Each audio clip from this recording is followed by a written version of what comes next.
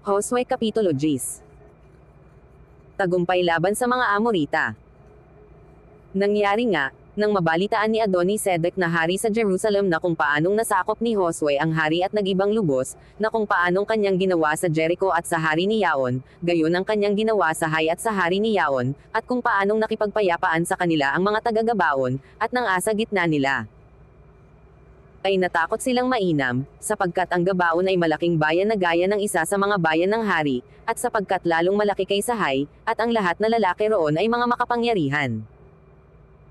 Kaya't si Adoni-Sedec na hari sa Jerusalem ay nagsugo kay Oham na hari sa Hebron, at kay Phirim na hari sa Jarmuth, at kay Jophia, na hari sa Lakhis, at kay Debir na hari sa Eglon na ipinasasabi. Sampahin ninyo ako at inyong tulungan ako, at saktan natin ang Gabaon, sapagkat nakipagpayapaan kay Josue at sa mga anak ni Israel. Kaya't ang 5 hari ng mga Amorreo, ang hari sa Jerusalem, ang hari sa Hebron, ang hari sa Jarmuth, ang hari sa Lakhis, ang hari sa Eglon, ay nagpipisan at sumampa, sila at ang lahat nilang hukbo, at humantong laban sa Gabaon, at nakipagdigma laban doon. At ang mga tao sa Gabaon ay nagsugo kay Josue sa kampamento sa Gilgal, na sinasabi, huwag mong papanlambutin ang iyong kamay sa iyong mga lingkod, sampahin mo kaming madali, at iligtas mo kami, at tulungan mo kami, sapagkat ang lahat ng mga hari ng mga Amorreo na nangananahan sa lupaing maburol ay nagpipisan laban sa amin. Sa gayo'y sumampa si Josue mula sa Gilgal, siya at ang buong bayang pangdigma na kasama niya, at ang lahat ng mga makapangyarihang lalaki na matatapang. At sinabi ng Panginoon kay Josue, huwag mo silang katakutan, sapagkat aking ibinigay sila sa iyong mga kamay, walang lalaki roon sa kanila na tatayo sa harap mo.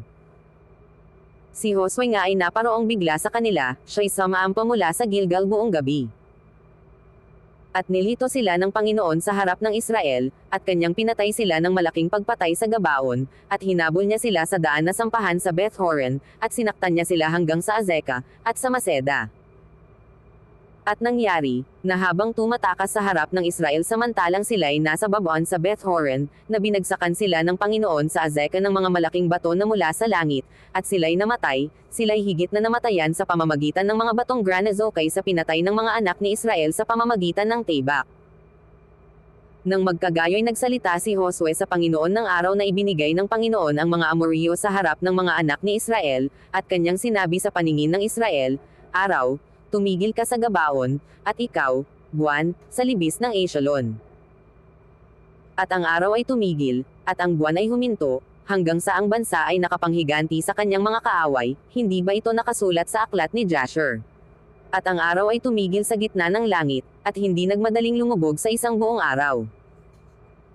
At hindi nagkaroon ng araw na gaya ni Yaon bago nangyari Yaon o pagkatapos ni Yaon, na ang Panginoon ay nakinig sa tinig ng tao, sapagkat ipinakipaglaban ng Panginoon ang Israel. At si Josue ay bumalik at ang buong Israel na kasama niya, sa kampamento sa Gilgal. At ang 5 haring ito ay tumakas at nagsipagkubli sa yungib sa Maseda. At nasaysay kay Josue, na sinasabi, ang 5 hari ay nasumpungan, na nakatago sa yungib sa Maseda. At sinabi ni Josue, maggulong kayo ng mga malaking bato sa bunganga ng yungib, at maglagay kayo ng mga lalaki roon upang magbantay sa kanila.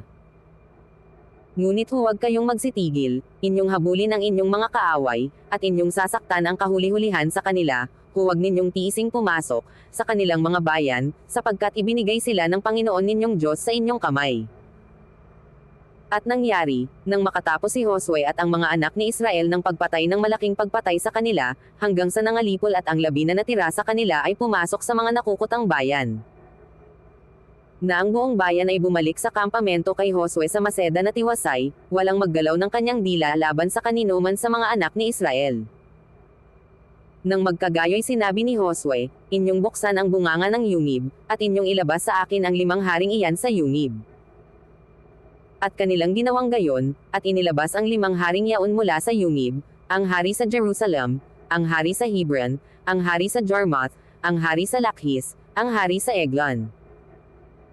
At nangyari, nang kanilang ilabas ang mga haring yaon kay Josue na ipinatawag ni Josue ang lahat na lalaki sa Israel, at sinabi sa mga pinuno ng mga lalaking mangdidigma na sumama sa kanya, lumapit kayo, ilagay ninyo ang inyong mga paa sa mga leeg ng mga haring ito, at sila'y lumapit at inilagay ang kanilang mga paa sa mga leeg ng mga yaon. At sinabi ni Josue sa kanila, huwag kayong matakot, ni Mang Lupaypay, kayo'y magpakalakas at magpakatapang na maigi, sapagkat ganito ang gagawin ng Panginoon sa lahat ninyong mga kaaway na inyong kinakalaban. At pagkatapos ay sinaktan sila ni Josue, at ipinapatay sila, at ibinitin sila sa 5 puno ng kahoy, at sila'y nanggabitin sa mga puno ng kahoy hanggang sa kinahapunan.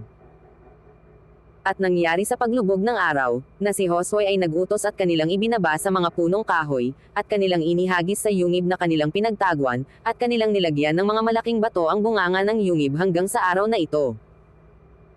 At sinakop ni Josue ang Maseda ng araw na yaon, at sinugatan ng talom ng Tabak, at ang hari ni Yaon, kanyang lubos silang nilipol at ang lahat na tao na nandoon, wala siyang iniwang nalabi, at kanyang ginawa sa hari sa Maseda ang gaya ng kanyang ginawa sa hari ng Jericho.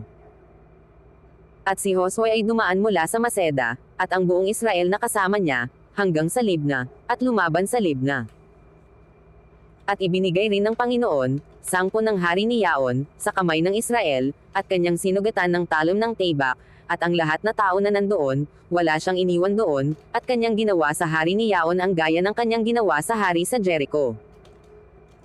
At dumaan si Josue mula sa Libna, at ang buong Israel na kasama niya, hanggang sa Lakhis, at humantong laban doon, at lumaban doon.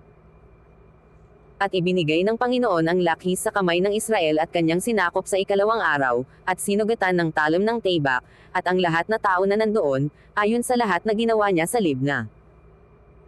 Nang magkagayoy sumampa si Joram na hari sa Jazer upang tulungan ang Lakhis, at sinaktan ni Josue siya at ang kanyang bayan, hanggang sa walang iniwan siya.